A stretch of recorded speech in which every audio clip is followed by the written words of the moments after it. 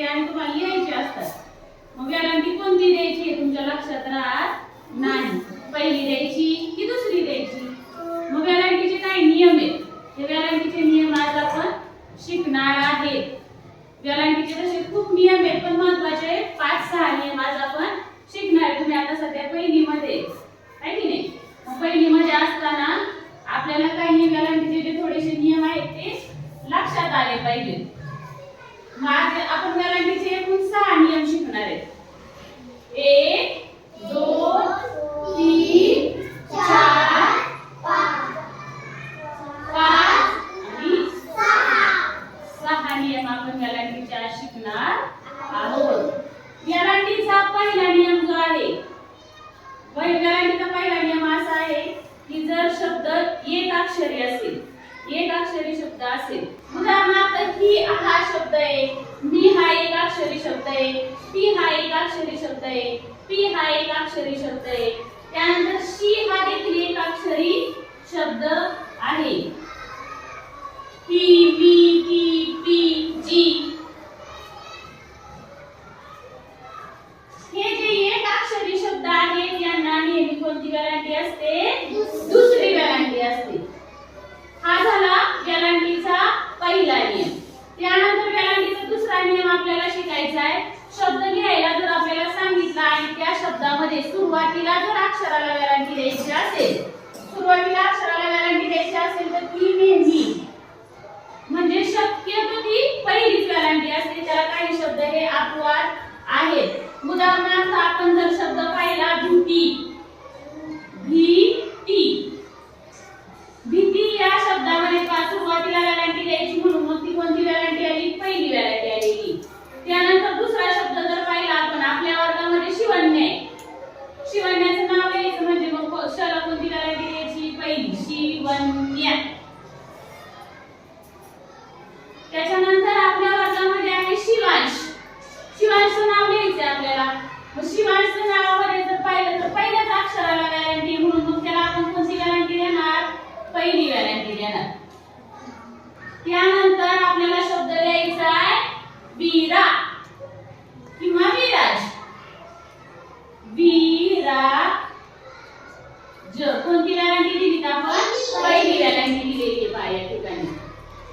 मग वेलांटीचा दुसरा नियम जो आहे, आपल्याला शब्द लिहायचा आहे त्या शब्दामध्ये पहिलंच अक्षर आहे, त्या अक्षराला जर वेलांटी द्यायची वेळ आली तर ती शक्यतो पहिली वेलांटी असते. त्यानंतर आता एखादा असा शब्द सांगा बरं पहिल्या वेलांटीचा शब्द.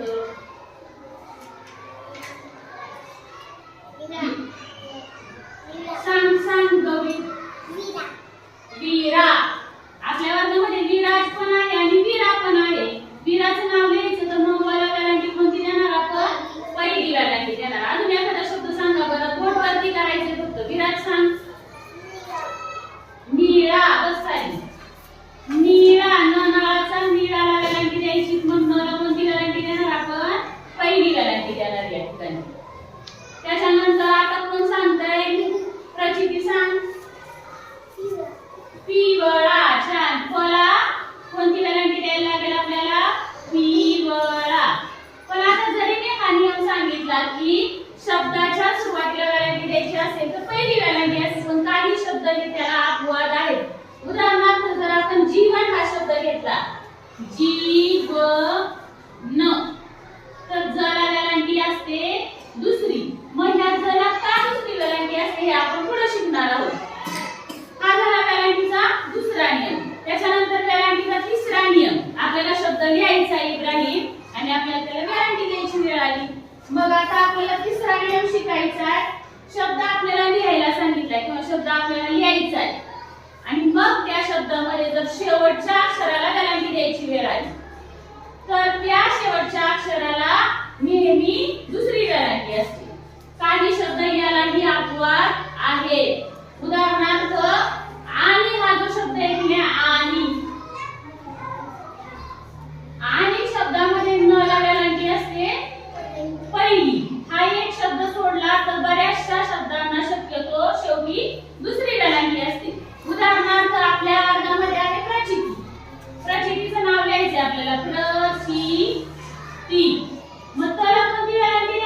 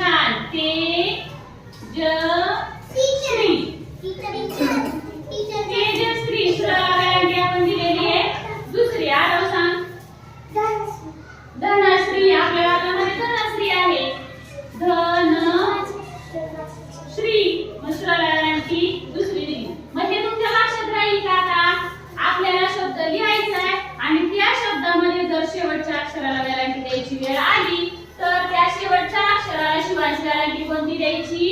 दुसरी वेलांटी द्यायची. हा झाला वेलांटीचा तिसरा नियम. त्यानंतर आपल्याला वेलांटीचा चौथा नियम शिकायचा आहे. दुसरी वेलांटी जरी दिली आपण, दुसरी वेलांटी ईश्वरीचं नाव लिहायचं आहे. बस असे खूप खूप शब्द असतील की त्यांना दुसरी वेलांटी आपण उदाहरणासाठी थोडेसे तर शब्द घेतलेले आहेत. अशी यादी काढायला गेल्यावर खूप मोठी आहे. तुमच्या लक्षात येण्यासाठी आपण काय घेतले? उदाहरण दाखल प्रचिती इथे एवढे शब्द घेतलेले. याच्यातून तुमच्या एवढं लक्षात आलं पाहिजे की आपल्याला काय करायचे.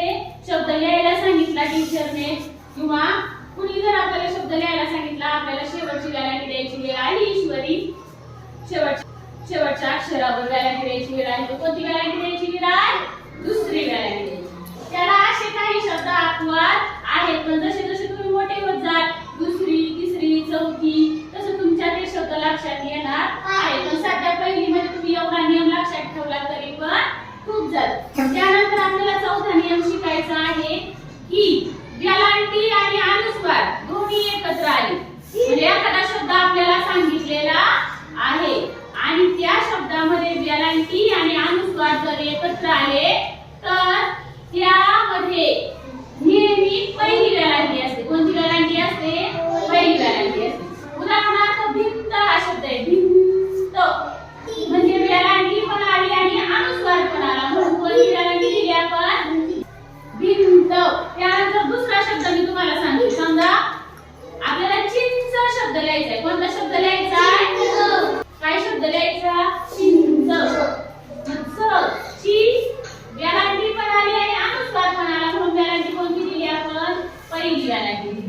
मग असे काही शब्द आहेत का तुम्हाला माहिती? बोर्डवर करून सांगा बरं. शिवण्या सांग बरं. वेलांटी आणि अनुस्वार एकत्र आलेले. गोविंद. छान. आपल्या वर्गामध्ये गोविंद आहे का? विंद म्हणजे अनुस्वार आणि वेलांटी एकत्र आली, म्हणून तिला कोणती वेलांटी दिली आपण? पहिली. गौरी सांग. तुम्हाला मी आणखी एक शब्द सांगते का तुमच्या लक्षात येईल? किंमत हा शब्द आहे. किंमत. विराज. कोणता शब्द आहे? किंमत. कीला वेलांटी पण आहे आणि अनुस्वार पण आहे, म्हणून आपण पहिली वेलांटी दिली. त्यानंतर चिंचोके. चिंचेचे चिंचोके असतात. मग चीला कोणती वेलांटी देणार आपण? पहिली वेलांटी देणार. कारण त्याच्यामध्ये काय आलंय? वेलांटी पण आली आणि चिंचोके अनुस्वार सुद्धा आलेला आहे. असे पण खूप शब्द असे आहेत. मग इकडे एक नियम लक्षात राहिला का तुमच्या? अनुस्वार आणि वेलांटी जर आली तर वेलांटी कोणती द्यायची? पहिली वेलांटी द्यायची. या नावावर लक्षात आलं असेल का तुमच्या? गोविंद मध्ये आलाय व पण वर अनुस्वार पण आहे आणि वेलांटी पण आहे, म्हणून आपण त्याला कोणती वेलांटी दिली? पहिली. हा झाला चौथा नियम. त्याच्यानंतर आपल्याला पाचवा नियम शिकायचा आहे वेलांटीचा की शब्दामध्ये आपल्याला शब्द लिहायला सांगितलाय. शब्दामध्ये वेलांटीची वेळ आलेली आहे, माता आणि जोडाक्षर पण आलेले. बघा उदाहरणार्थ मी भिन्न हा शब्द घेते. भिन्न. मला न जोडला इथं का? न हे काय झालं? म्हणजे इथं भिन्न हे जोडाक्षर झालं. हे कोणतं अक्षर झालं? जोडाक्षर. या जोडाक्षराच्या आधी जर आपल्याला वेलांटी द्यायची असेल, जोडाक्षराच्या आधी आपल्याला वेलांटी द्यायची असेल तर ती नेहमी कोणती असते? पहिली. अजून एक शब्द सांगते पहा मी. संस्कार. आपल्याला सचित्र लिहायचे. सचित्र बालमित्र शब्द असतो पहा मुलांच्या पुस्तकावर. मग सचित्र.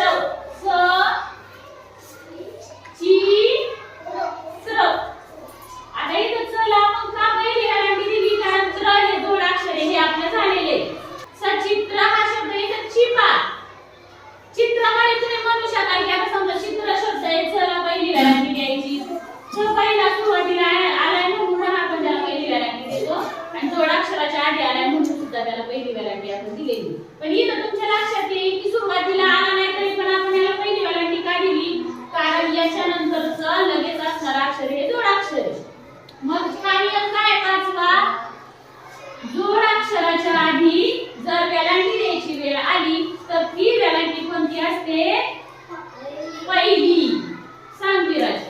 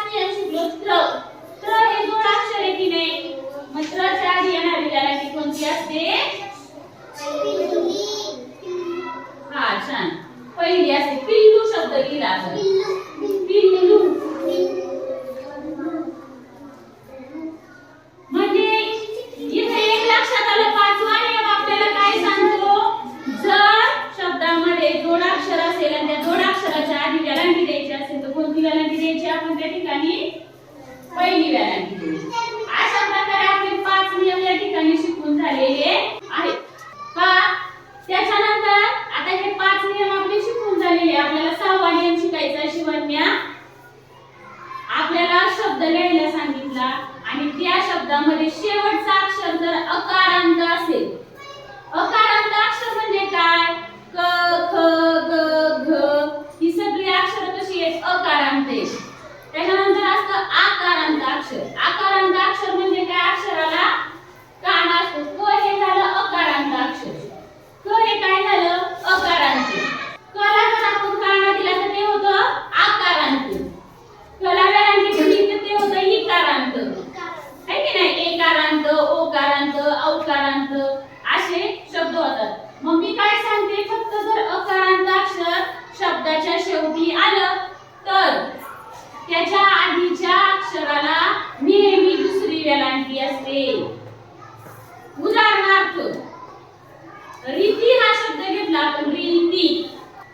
री पहिल्यांदा आहे म्हणून रीतीला पहिली वेलांटी दिली आणि तलीला तला वेलांटी दुसरी.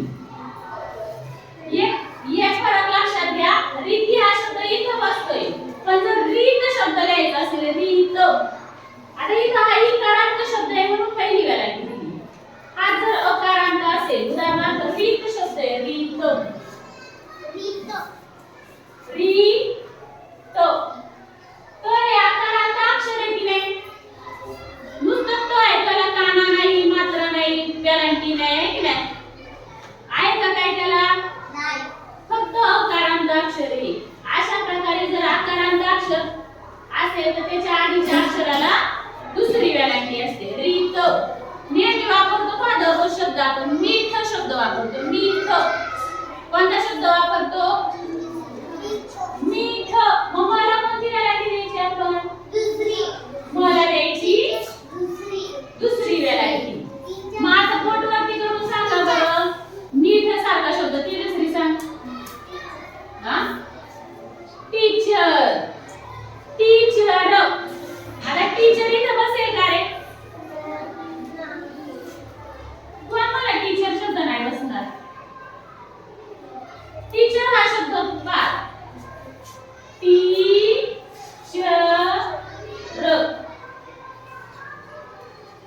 दोन्ही पण अक्षर अकारांचे म्हणून टीचर बसेल इथं. जसं आता इथं मी मगाशी सांगितलं तुम्हाला जीवन हा शब्द आहे तो इथं बसतोय. जरा दुसरी वेलांटी आली कारण जीवन. व आणि न ही दोन्ही अक्षर आकारांत आहे म्हणून मग हे काय झालं? दुसरी वेलांटी झाली. कोण सांगतोय मग आता? धनश्री सांग. धनश्री. पीठ. छान. दस काय? पीठ. हे आकारांत अक्षर आहे म्हणून आधीची वेलांटी कोणती? दुसरी. अजून कोण सांगतोय? बोटवर करा. सांग प्रचिती. जास्मिन. टाळा. जास्मिन. जास्मिन. आता जास्मिन मध्ये मला कोणती वेलांटी दिली? आपली दुसरी वेलांटी दिली. का? तर न हे अक्षर कसे अकारांत आहे म्हणून याला आपण दुसरी वेलांटी दिली. सांग विराज. वीट. छान. बस खाली. वीट शब्द लिहायचा. वीट. मग मला कोणती वेलांटी देणार आपण? दुसरी. असे खूप शब्द आहेत. नेहमी लक्षात ठेवायचं जर शेवटचं अक्षर आकारांत असेल किंवा वेलांटी आपल्याला द्यायची त्याच्यानंतरचा अक्षर जर आकारांत असेल तर त्याला वेलांटी दुसरी द्यायची. आपल्याला शब्द लिहायचा आहे. शारीरिक शब्द लिहायचा आहे. काय शब्द लिहायचा आहे? शारीरिक. शारीरिक. आता इथं दुसरी वेलांटी आहे. शारीरिक. बघा यात मला पहिली वेलांटी का दिली? कारण हे अक्षर आकारांत नाही. हे आकारांत आहे का? हे जर आकारांत असतं तर याला दुसरीच वेलांटी दिली असती. मग आता याला दुसरी का दिली? कारण हे अकारांत अक्षर म्हणून